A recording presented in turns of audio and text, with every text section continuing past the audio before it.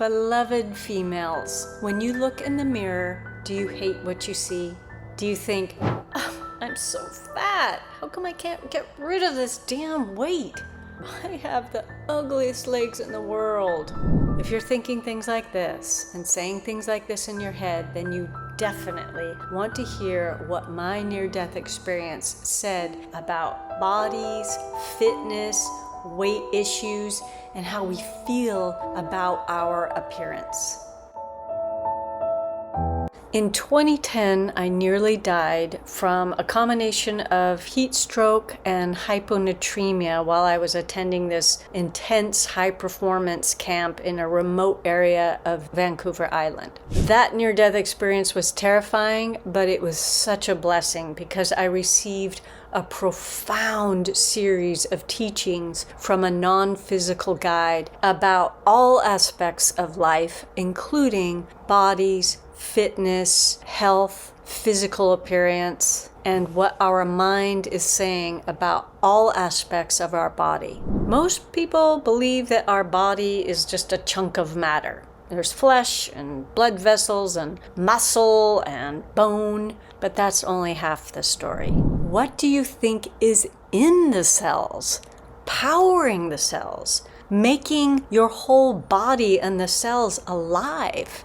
Life force, spirit, your life force, your spirit. Cells are not simply matter, they are alive, conscious.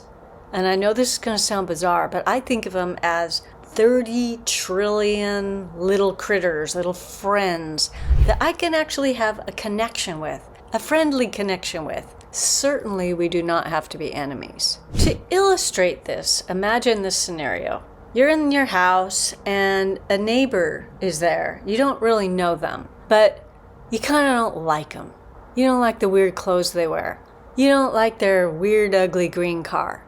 But they start doing nice things for you. One day, they bring over a pie, and you're like, it was nice, but I still don't like them. And then they repair your broken fence. They start mowing your lawn every freaking week. You're sick one day and they come over with homemade soup. And you're like, what's going on? You're kind of suspicious of them. Yeah, they're doing nice things, but you still don't like them. You don't trust them. You even make jokes about them to your friends.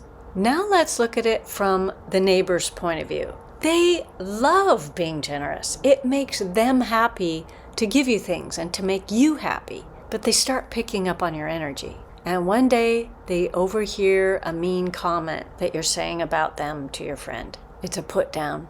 And they're like, bummed out. They think, it doesn't matter what I do. This person's not going to like me. Oh well. So they leave you alone. Now your lawn is overgrown. Tons of weeds are growing up from it. You get sick. There's no soup coming and you're really hungry.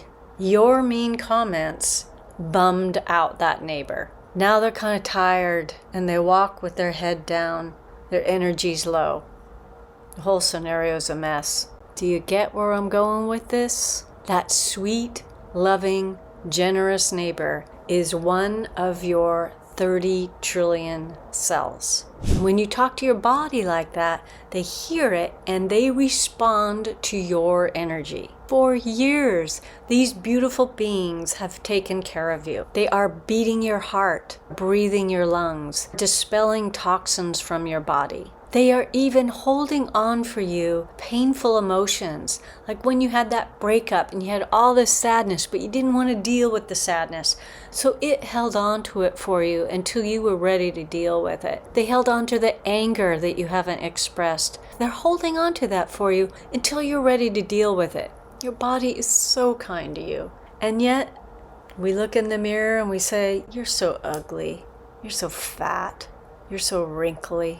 Change the way you talk to your body. Stop insulting it. It's doing its best, I assure you. Start loving on it. You aren't going to have it forever. It's the one and only body you get in this lifetime. We don't know why we are shaped the way we are. And I know it can be disconcerting when you want to look or feel a different way and you don't look like what the magazines show you.